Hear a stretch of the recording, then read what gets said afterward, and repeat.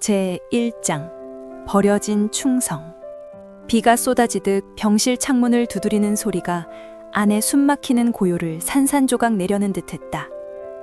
한서윤은 병상에 누워 소독약 냄새가 진동하는 가운데 헐떡이는 숨을 몰아쉬고 있었다. 30살의 나이, 그녀는 대한그룹의 강철 오른팔로 불리며 강민호 이사의 모든 골칫거리를 척척 해결하는 만능 비서였다. 하지만 지금 그녀 곁에 남은 건 말기 위암으로 만신창이가 된 몸뚱이뿐. 병실 문이 거칠게 밀려 열리며 강민호가 들어섰다. 서윤이 그토록 숭배하던 따스한 눈빛은 아니었다. 그는 서류 더미를 그녀 몸에 내던지며 차갑게 내뱉었다. 아직 안 죽었어? 참 끈질기네, 서윤아. 서윤은 고통 속에서 몸을 일으키려 애쓰며 쉰 목소리로 물었다. 민호, 오빠, 나 보러 온 거야? 그는 비웃음을 터뜨렸다. 경멸이 가득 배인 웃음소리였다. 보러? 웃기지 마. 마지막 서명이나 해. 이 유언장으로 네가 가진 우선주 전부 유라한테 넘길 거야. 지난 10년 동안 강가에서 개처럼 일한 수고비라고. 바로 그때 서윤이 가장 믿었던 절친 최유라가 값비싼 하이힐 소리를 울리며 여유롭게 들어왔다. 그녀는 자연스레 민호의 어깨에 턱을 기대며 달콤하게 웃었지만 눈동자엔 독이 스며 있었다. 서윤아, 민호 오빠 탓하지 마. 우리 미래를 위해서잖아. 왜 네 병이 이렇게 빨리 악화됐는지 알아? 사무실에서 매일 타준 영양차에 특별한 양념 좀 넣었거든. 조금씩만, 아무도 눈치채지 않을 만큼. 서윤의 가슴이 찢어지는 듯했다. 모든 게 연극이었다. 그녀는 청춘을 바쳐 그의 모든 실수를 덮었고 심지어 그룹 탈세죄로 1년형을 대신 받아들었다. 그런데 그 대가로 재산은커녕 목숨까지 노린단 말인가? 심박 모니터가 급박하게 울리더니 길고 메마른 삐 소리가 났다. 서윤의 시야가 뼈저린 원한 속에서 서서히 흐려졌다. 제2장 돌아온 자의 도박. 한비서! 한비서! 왜 그래? 강 이사님 커피 기다리셔! 급한 부름소리와 프린터의 윙윙거리는 소리가 사방에서 들려오자 서윤은 하들짝 깨어났다. 그녀는 놀라 자신의 손을 내려다봤다. 하얗고 건강한 손, 주사바늘 자국이나 멍자국은 없었다. 컴퓨터 화면을 보니 2021년 5월 12일. 그녀는 3년 전으로 돌아온 거였다. 블루오션 스캔들이 터지기 일주일 전, 전생에서 그녀가 강민호 대신 감옥에 가게 된 바로 그 시점. 서윤은 주먹을 불끈 쥐었다. 입가에 차가운 미소가 번졌다. 이번엔 그 구닥다리 각본은 불태워버릴 거야. 서윤은 재빨리 움직였다. 섣불리 사표 던질 생각은 없었다.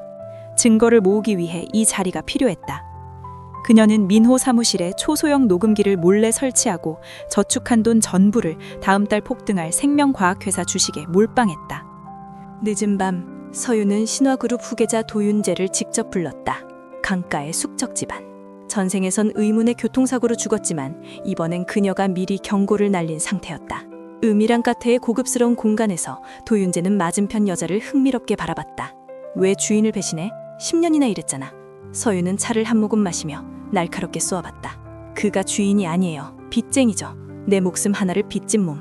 대한그룹 탈세 증거 전부 드릴게요. 대신 다음 주주총회에서 나한테 최대 지분 자리를 도와주세요. 도윤재가 미소 지었다. 악마들의 동맹이 공식적으로 성립됐다. 제3장 마지막 상쾌한 한 잔. 대한그룹 창립 30주년 기념식이 성대하게 열렸다. 강민호는 영광의 단상에 서서 최유라와의 약혼 발표와 블루오션 프로젝트 소개를 앞두고 있었다. 그는 청렴과 비전에 대해 열정적으로 떠들고 있을 때 갑자기 회장의 음향 시스템이 바뀌었다. 민호의 목소리가 온 홀에 쩌렁쩌렁 울렸다. 그 서윤년한테 죄 다 뒤집어 씌워. 나 사랑해서 죽는다고 알려사나. 감옥짐이야. 고안연 주제에 우리 위해 죽는 것도 영광이지. 홀이 경악의 웅성거림으로 터져나갔다. 민호의 안색이 창백해졌고 최유라는 떨리는 손으로 레드와인 잔을 떨어뜨려 대리석 바닥에 부었다. 서윤은 검은 파워수트를 입고 여유롭게 무대로 올라갔다. 더 이상 고개 숙이는 소심한 비서가 아니었다. 그녀는 민호의 문을 똑바로 노려보며 마이크를 잡고 단호하게 말했다. 강 이사님, 청렴함이 배신과 피냄새가 나네요. 경제경찰이 뒷문에서 기다리시던데 오늘 아침 날 강제로 서명하게 한 그 유령 프로젝트나 제대로 설명하세요. 유라가 달려들어 뺨을 때리려 했지만 서윤이 손목을 움켜쥐고 귓가에 속삭였다. 네가 타준 그 차들 검역원에 샘플 보냈어. 그리고 의사 매수해서 내 병력을 조작한 증거도. 감옥에서 차 타는 시간 많을 거야. 수갑이 딸깍 소리를 내며 채워졌다. 민호와 유라는 수백 대 카메라 플래시 속에 굴욕적으로 끌려갔다. 혼돈 속에서 도윤재가 서윤 곁으로 다가와 자신의 재킷을 그녀 어깨에 걸쳐줬다.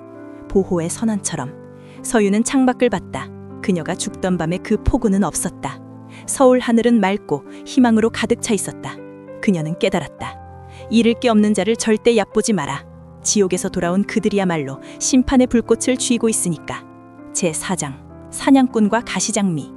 운명의 연회 이후 한서윤이라는 이름이 모든 언론의 최상위 핫 키워드가 됐다. 이름 없는 비서에서 신화그룹의 후원 덕에 대한그룹 이사회 의자에 당당히 앉았다. 새 사무실에서 늦은 밤, 서윤은 회사 재편 자료에 여전히 몰두해 있었다. 가벼운 노크 소리와 함께 허락도 없이 커다란 그림자가 들어섰다. 도윤재는 여유롭게 작은 종이봉투를 책상에 놓았다. 그의 온몸에서 풍기는 따뜻한 향기가 방 안 쓴 커피 냄새를 압도했다. 계약은 끝났는데 한 비서님은 아직 자신을 놓아줄 생각이 없으신가 봐요. 윤재는 책상 가장자리에 기대며 깊은 눈빛으로 그녀를 꿰뚫었다. 서윤은 고개도 들지 않고 종이를 훑었다. 이제 한 부장이라고 불러주세요, 도부장님. 강가잔당들이 다시 기어오를 틈을 주고 싶지 않아요. 윤재가 가볍게 웃었다. 평소에 계산된 미소가 아닌 드문 부드러운 웃음. 그는 몸을 숙여 두 얼굴 사이 거리를 센티미터로 줄였다. 알아요? 민호를 무너뜨린 방법이 아니라 그날 밤 내 사고를 미리 아는 이유가 제일 궁금한데. 서윤의 펜이 멈췄다. 그녀는 고개를 들었고 그의 시선이 영혼을 꿰뚫는 듯했다. 전생에서 도윤재는 비극적인 전설, 범인도 못 찾은 천재 암살 피해자였다. 이번 생에서 그는 그녀 인생의 가장 큰 변수. 말했잖아요. 내가 시나리오를 준 사람이에요. 그녀는 잠담히 답했지만 가슴이 살짝 요동쳤다. 윤재가 손을 뻗어 그녀의 귀 뒤가닥 머리카락을 부드럽게 넘겼다. 차가운 손가락. 그런데 그 접촉에 그녀 피부가 화끈 달아올랐다. 그 시나리오에 모든 게 끝난 후에 내가 당신을 놓아주지 않는 장면은 없어요? 제5장 평생 계약서. 그들의 관계는 위험천만한 쫓고 쫓기는 놀이였다. 윤재는 그녀를 말굽처럼 대하지 않았다. 동등한 라이벌, 정복하고 싶은 여자로 봤다. 강가잔당이 마지막 발악으로 퇴근길에 서윤을 습격하게 고용했을 때 윤재가 나타났다. 연약한 미인을 구하는 영웅이 아니라 그녀와 등을 기대고 서서 포위망을 뚫는 동지처럼. 신화 경호원들이 그놈들을 제압한 후 윤재는 서윤 손에 가벼운 상처를 보며 눈을 어둡게 물들였다. 분노로. 그는 그녀 손을 꽉 쥐고 끌어안으며 거칠게 숨을 몰아쉬었다. 한서윤, 앞으로 내 허락 없이 위험에 몸을 던지지 마. 서윤은 살짝 밀어냈지만 손은 그의 재킷자락을 꽉 움켜쥐었다. 비즈니스 파트너 걱정인가요? 아니. 윤재가 낮게 으르렁거렸다. 소유욕이 스며든 허스키한 목소리. 내 발걸음에 맞춰줄 유일한 여자를 걱정하는 거지. 대하는 이미 네 거야. 하지만 한서윤, 너는 내 거야. 서윤이 웃었다. 전생 어느 때보다 환한 미소. 남을 위해 그림자처럼 산 삶이었지만 이번엔 이 남자 곁에서 진짜 살아있음을 느꼈다. 좋아요. 그녀가 속삭이며 발끝으로 서서 그의 입술 끝에 장난기 어린 가벼운 키스를 남겼다. 하지만 경고할게요. 날 소유하는 대가는 싸지 않아요, 도부장님. 윤재가 팔을 더 세게 조였다. 그의 키스는 노란 가로등 아래 맹세처럼 뜨겁고 격렬했다. 전생에 버려진 폰, 이번 생의 여왕. 그녀 곁엔 그녀를 위해 세상을 평정한 왕이 있었다. 복수는 끝났다. 하지만 그들의 인생에서 가장 아름다운 챕터가 이제 막 시작됐다. 6. 유리감옥 속 결혼식과 최후의 몰락. 세기의 결혼식이라는 타이틀이 붙은 대한그룹 신임 회장 한서윤과 신화그룹 유일한 후계자 도윤재의 결혼 소식이 금융부터 연예면까지 모든 헤드라인을 장악했다. 장소는 한강이 한눈에 내려다 보이는 거대한 유리 연회장. 그 화려함이 마치 다이아몬드 궁전 같다고들 수근거렸다. 반면 서울구치소 남자 독방안은 곰팡이 냄새와 천장 선풍기가 메마르게 돌아가는 소리뿐이었다. 강민호는 바닥에 주저앉아 수염이 덥수룩한 채로 복도 벽에 걸린 낡은 TV를 멍하니 바라보고 있었다. 화면 속 새하얀 리무진에서 내리는 한서윤의 모습에 숨이 턱 막혔다. 수천 개의 수제 다이아몬드가 박힌 웨딩드레스를 입은 그녀는 청초하면서도 압도적인 위엄을 뿜어냈다. 옆에는 도윤재가 그녀의 손을 꼭 잡고 서 있었다. 원래 세상 누구에게도 차갑기만 하던 그 눈빛이 오직 그녀에게만은 부드럽게 녹아 흘렀다. 아니야, 이게 무슨... 민호가 중얼거렸다.